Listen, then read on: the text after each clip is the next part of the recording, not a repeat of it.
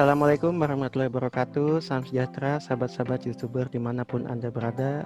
Ketemu lagi bersama saya Aris Utomo. Dalam kesempatan kali ini saya akan menjelaskan materi yang saya pelajari selama mengikuti pelatihan CPNS di Pusat Bank KDOD Lembaga Administrasi Negara Republik Indonesia. Adapun materi yang akan saya jelaskan pada kesempatan kali ini yaitu terkait anti korupsi. Mari kita simak apa sih anti korupsi itu. Baik, sebelumnya saya akan menjelaskannya di dalam 5 pembahasan. Yang pertama itu terkait definisi, kedua jenis-jenis korupsi, ketiga informasi terbaru korupsi, keempat refleksi dan internalisasi materi, serta kelima rencana aksi. Baik, kita ke pertama dulu terkait definisi. Apa sih korupsi itu? Pengertian korupsi menurut Undang-Undang Nomor 20 Tahun 2001 adalah tindakan melawan hukum dengan maksud memperkaya diri sendiri, orang lain, atau korupsi yang berakibat merugikan negara atau perekonomian negara.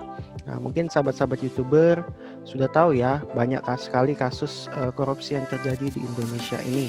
Nah, oleh karena sebab itu, jangan sampai kita juga terjebak dalam korupsi tersebut. Nah, terkait definisi tadi, bahwa jenis-jenis korupsi itu ada terbagi dalam beberapa jenis ya. Pemerintah ya melalui tim KPK ya Komisi Pemberantasan Korupsi mengidentifikasi ada 30 bentuk tindak pidana korupsi yang terbagi dalam 7 jenis korupsi. Yang pertama itu terkait keuangan negara atau perekonomian negara, suap menyuap, penggelapan dalam jabatan, pemerasan, perbuatan curang, benturan kepentingan dalam pengadaan, serta korupsi terkait gratifikasi atau yang biasa kita kenal pemberian hadiah ya. Jadi terbagi atas 7 jenis korupsi ya dari 30 bentuk tindak pidana korupsi. Nah, bagaimana di Indonesia sendiri terkait penanganan korupsi?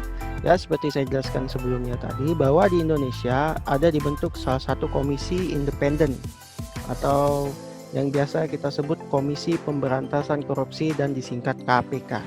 Nah, KPK ini sendiri dibentuk pada tahun 2002 berdasarkan Undang-Undang Nomor 30 Tahun 2002 tentang Komisi Tindak Pidana Korupsi.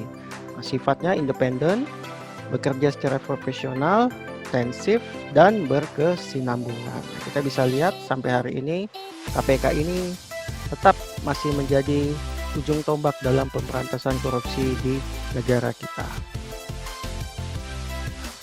Selain itu, bagaimana perkembangan terbaru korupsi di Indonesia? Berdasarkan sumber dari Transparansi Internasional Indonesia, bahwa indeks persepsi korupsi Indonesia itu berada di peringkat ke 86 dari sebelumnya 89 pada tahun 2018 dan meningkat di 86 ya.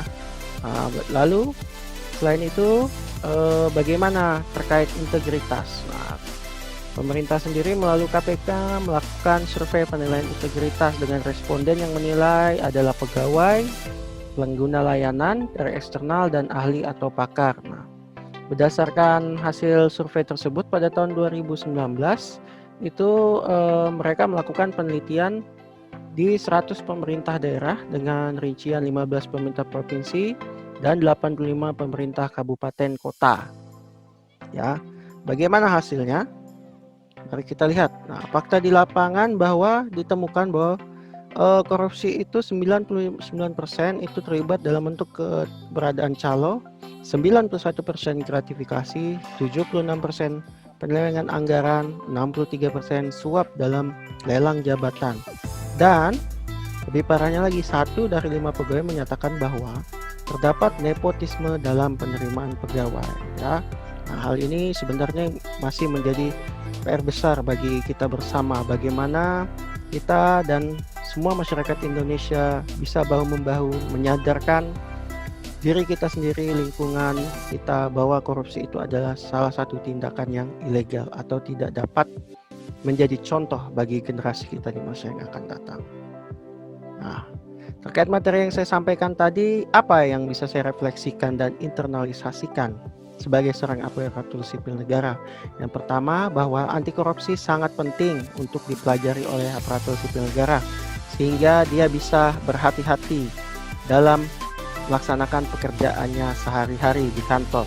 Nah, kedua, mengetahui jenis tindak pidana korupsi sehingga dia pun kembali lagi bisa berhati-hati dan cermat mana yang kategori korupsi, mana yang tidak. Dan ketiga, cara mencegah tindak pidana korupsi di tempat kerja. Yang keempat, dengan adanya materi anti korupsi, maka aparatur sipil negara bisa membangun integritas yang lebih baik lagi dan harapannya bisa terjaga.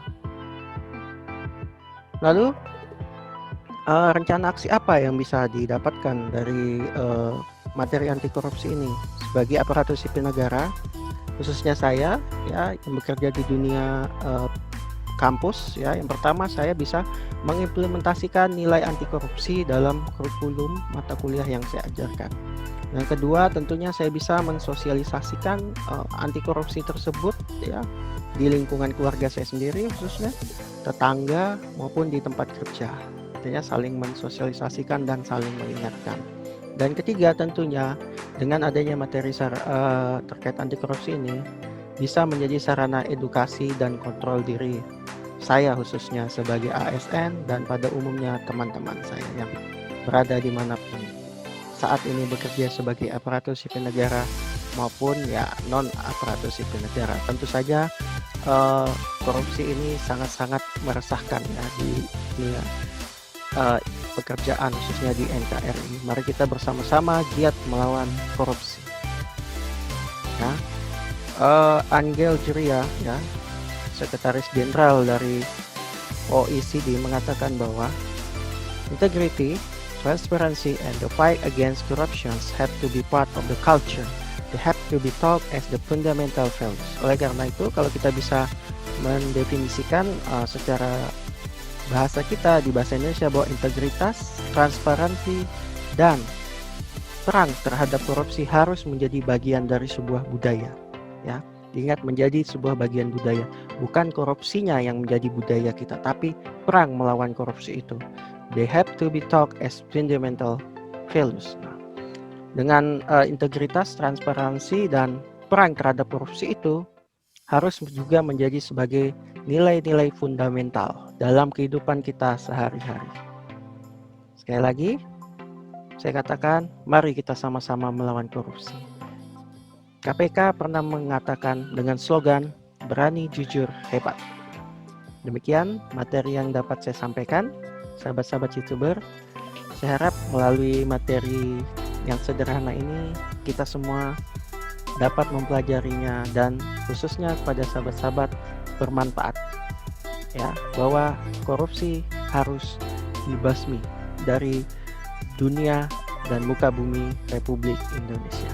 Billahi taufiq wal hidayah. Assalamualaikum warahmatullahi wabarakatuh.